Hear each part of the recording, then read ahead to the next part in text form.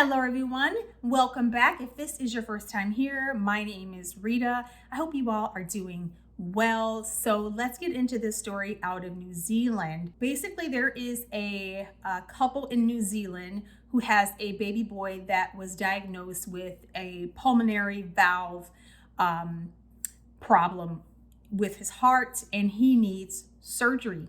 Well, the parents are in having this surgery, he will also need a transfusion, and you already know where this is going. The parents have not given consent to the surgery because they don't want it. Only under the circumstances that the blood can be from people who have not had the poke.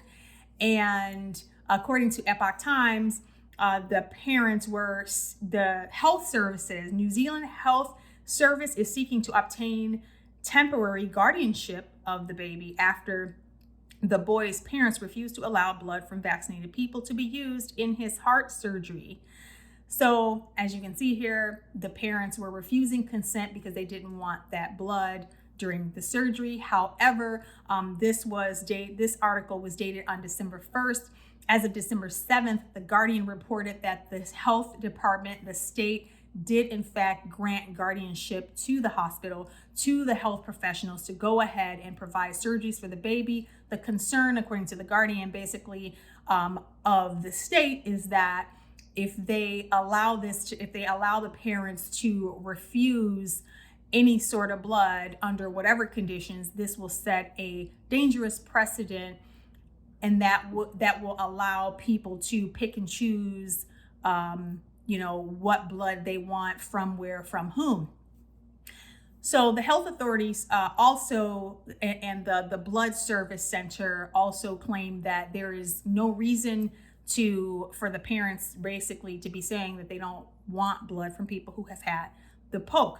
So according to the blood service website, Epoch Times says blood from vaccinated and unvaccinated donors wasn't held separately, although anyone who meets the donor eligibility criteria can donate regardless of their poke status. So yeah, they're saying that there is no difference, there is no risk. However, the article goes on to say that the German working group is an international network of nearly 60 scientists, okay? And they presented a report earlier this year before the World Council for Health General Assembly on September 5th. And they analyzed the blood of people who have had the poke compared to samples from people who had not had the poke. And what they found, it says that blood from all of the poke patients they tested, specifically those having either the Iser or the other one here, presented novel structures such as rectangular crystals and spirals. These kind of structures have never been found in human blood before, the report said. So not only that, but the CDC on its own website has had to finally, after so many incidents, they have had to post on their website that they are finally studying some of the effects, the myocarditis that they're seeing in boys and men after having had the poke.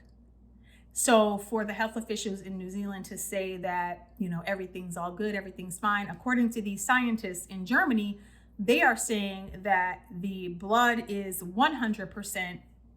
has been 100% altered in people who have had the poke. Again, these parents in New Zealand have no choice now. According to The Guardian, the parents will regain custody of their child after, think about this, regain custody of their child after the surgery has been performed. So the parents refuse to consent.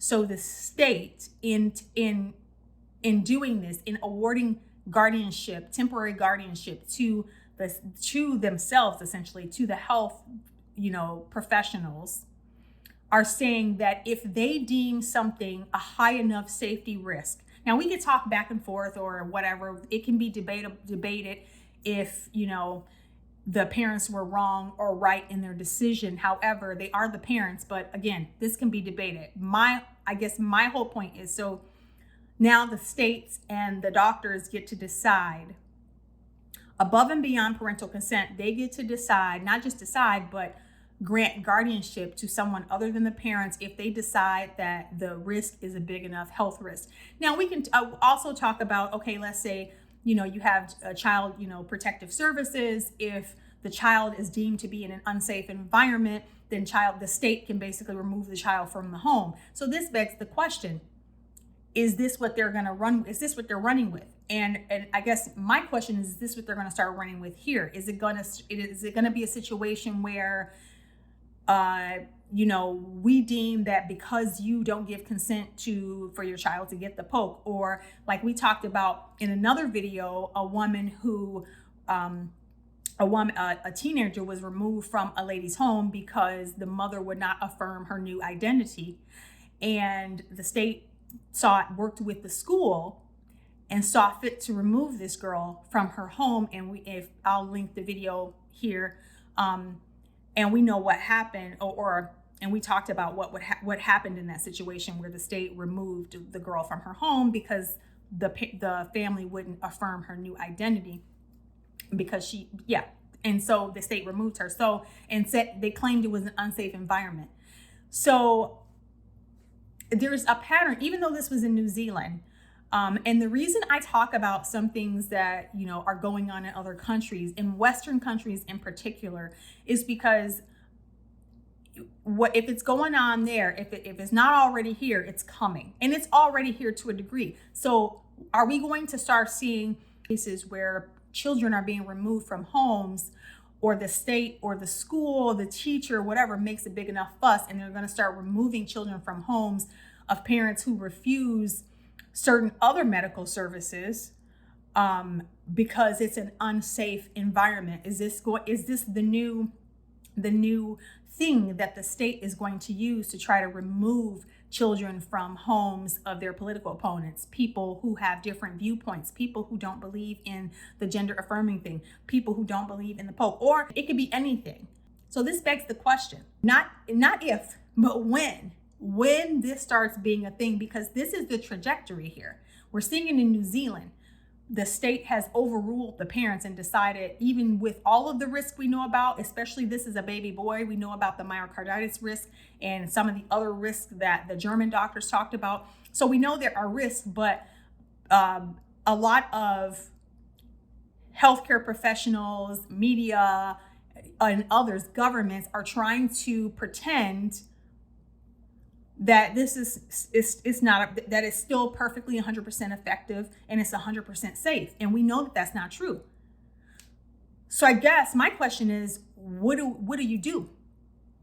What do you do when the state decides they're gonna take your child from you and do what they want? Because that's essentially what this is heading down. This is heading down, we deem you an unsafe parent based on not anything unsafe, not on actual abuse, but on the fact that they want to do to your child what they want to do to your child. They want to poke your child, they want to do whatever. Now, yes, this is an operation that the child needs, but at the same time, I guess you would have to outweigh the risks, right? That's the question. Which is the bigger risk? The heart surgery? Apparently the heart surgery is saying that eventually over time, this could become an issue for the boy's heart over time. So this isn't something that necessarily would stop his heart beating overnight. So I don't know. What would you guys do in this situation? And what do you think about this encroachment, this slow encroachment of eroding away at parental rights in the West, period? Because this stuff like this is not just happening in New Zealand, right? It's happening in the US as well, in other Western countries, I'm sure. And so I'm just curious what you guys think about this, and what would you do? What would you do if this, I never even thought around this whole poke thing. I've never even considered the transfusion aspect of it.